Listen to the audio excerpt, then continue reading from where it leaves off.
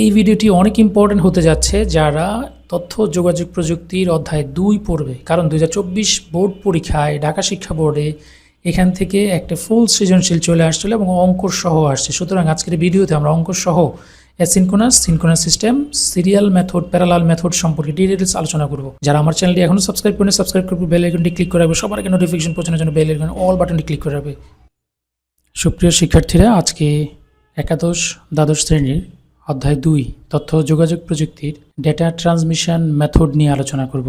এক ডিভাইস থেকে অন্য ডিভাইসে বিটের যে বিন্যাস, সেই বিন্যাসের মাধ্যমে যদি ডাটা স্থানান্তর করা হয় তবে তাকে বলা হয় মেথড বা ডাটা ট্রান্সমিশন মেথড বা ডাটা ট্রান্সমিশন পদ্ধতিও বলা হয়। এক কম্পিউটার থেকে অন্য কম্পিউটারে ডাটা ট্রান্সমিশন হওয়ার সময় সিগন্যাল বিটের শুরু এবং শেষ বুঝতে পারার যে বিষয়টা, সেই বিষয়টা হচ্ছে বিট সিনক্রোনাইজেশন। এই দুইটা আইটেম আমাদের খুব ভালো করে মাথায় রাখতে হবে। এখানে কিন্তু দুইটা বিষয়, একটা হচ্ছে বিটের বিন্যাস আর একটা হচ্ছে সিনক্রোনাইজেশন। এখন বিটের বিন্যাসের উপর ভিত্তি করে মেথড কিন্তু দুই ধরনের, একটা প্যারালাল মেথড আর একটা হচ্ছে সিরিয়াল মেথড। এই প্যারালাল মেথডের কোনো ক্লাসিফিকেশন নেই, বাট সিরিয়াল ডাটা ট্রান্সমিশনের ক্লাসিফিকেশন আছে 3 ধরনের। সেটা হচ্ছে সিনক্রোনাস, একটা হচ্ছে অ্যাসিনক্রোনাস, একটা হচ্ছে আইসোক্রোনাস। আজকের এই ভিডিওতে সিনক্রোনাস অ্যাসিনক্রোনাস সম্পর্কে ডিটেলস আলোচনা করব এবং দক্ষতার অঙ্ক সহ আলোচনা করব। অ্যাসিনক্রোনাস সিস্টেমটা সংজ্ঞাটা এরকম, যে ডাটা ট্রান্সমিশন সিস্টেমে প্রেরক থেকে গ্রাহকে data character by character transmit হয়। এখানে একটা ক্যারেক্টার পাঠানোর জন্য আমরা চিত্রে দেখতে পাচ্ছি, ক্যারেক্টার পাঠানোর শুরুতে একটা স্টার্ট বিট লাগবে এবং শেষে একটা অথবা দুইটা কিন্তু স্টপ বিট লাগবে। এখানে যদিও আমি 1 বিট লিখেছি, এখানে কিন্তু 2 বিট হবে। তাহলে এই সংজ্ঞায় একটা বৈশিষ্ট্য লুকিয়ে আছে, ক্যারেক্টার বাই ক্যারেক্টার ট্রান্সমিট হয়। সুতরাং 1 নম্বর পয়েন্টে আমরা লিখলাম ক্যারেক্টার বাই ক্যারেক্টার এটা ট্রান্সমিট হয়। প্রত্যেকটা ক্যারেক্টারের শুরুতে স্টার্ট বিট থাকে, শেষে স্টপ বিট থাকে।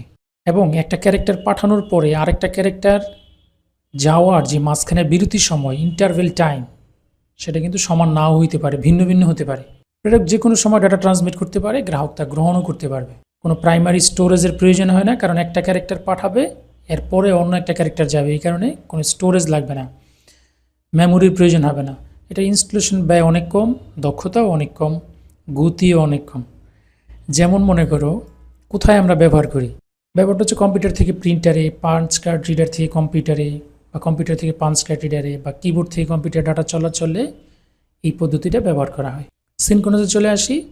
সিনক্রোনাসটা অ্যাসিনক্রোনাসের মতোই, তবে সিনক্রোনাস সিস্টেমে ব্লক আকারে ডাটা পাঠানো হয়। একটা ব্লকে 80 থেকে 132টি ক্যারেক্টার ডাটা প্যাকেট আকারে ডাটা পাঠানো যায়। তবে আমরা যখন অঙ্ক করব, এই ভিডিওর শেষে অঙ্ক দেওয়া আছে, সে অঙ্কে কিন্তু 80 ক্যারেক্টার বা 80 বাইট ধরে কিন্তু করব। আমরা একটা ক্যারেক্টার সমান সমান 1 বাইট হয়। আর হেডার ইনফরমেশন লাগবে এবং টেলের ইনফো লাগবে। হেডার ইনফো হচ্ছে 2 বাইটের হবে এবং টেলের ইনফো হচ্ছে 2 বাইটের হবে।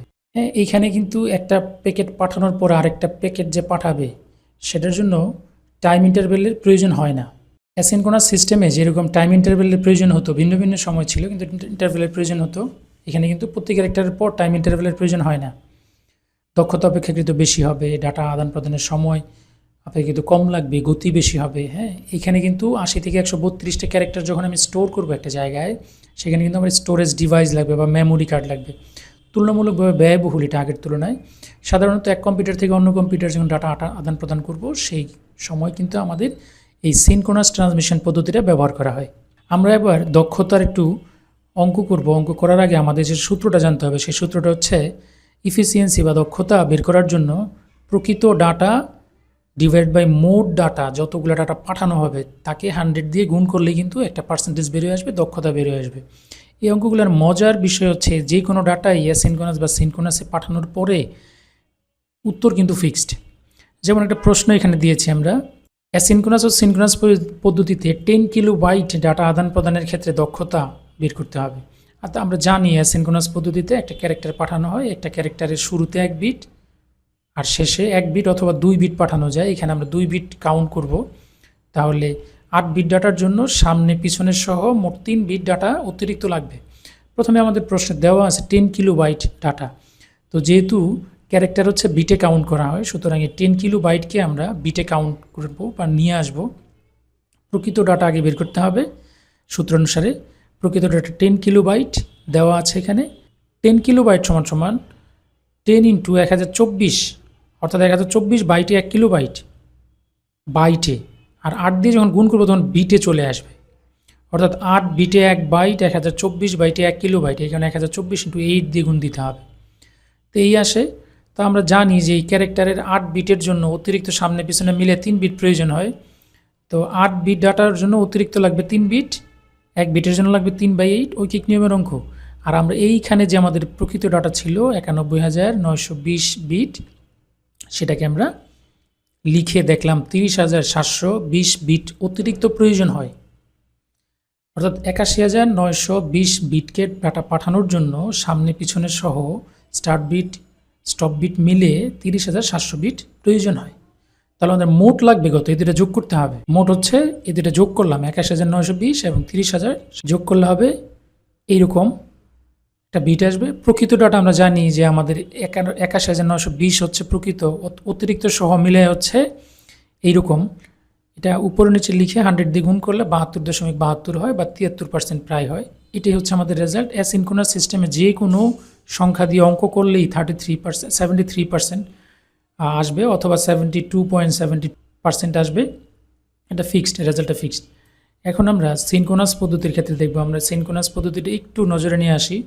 সেটা হচ্ছে 80 থেকে 132টি ক্যারেক্টার বা ব্লক পাঠানো হয়। এই ব্লকে থাকে 80 বাইট। হ্যাঁ, হেডার ইনফো হচ্ছে 2 বাইট আর টেলের ইনফো হচ্ছে 2 বাইট। এই 80 বাইটের জন্য অতিরিক্ত লাগতেছে আমার 4 বাইট। তা আগে আমরা দেখে আসি, আমাদের মূল ডাটা ছিল 10 কিলোবাইট। তো সিনক্রোনাস পদ্ধতিতে যেহেতু সবই বাইটে কাউন্ট করতেছি, সুতরাং এখানে আমরা বাইটে কাউন্ট করব। বাইটে যদি কাউন্ট করি, কিলোবাইটকে 1024 দিয়ে গুণ করলে শুধু সরাসরি বাইটে চলে আসে, এখানে আর বিটে নেওয়ার প্রয়োজন নাই। তাহলে গুণ করলাম 10,200 বাইট হচ্ছে আমাদের প্রকৃত মূল ডাটা। তো আমরা একটু দেখে আসি, 80-র জন্য আমাদের অতিরিক্ত লাগতেছে 4 বাইট, 1 বাইটের জন্য ঐকিক নিয়মে অঙ্ক করি। 10,240-এর জন্য অতিরিক্ত বিটটা কাউন্ট করলাম আমরা, অতিরিক্ত বিট হবে 512। এখন মূল হচ্ছে 10,240 আর অতিরিক্ত লাগতেছে 512 বাইট, তাহলে মোট হচ্ছে আমাদের 10,752 বাইট। এটা হচ্ছে মোট।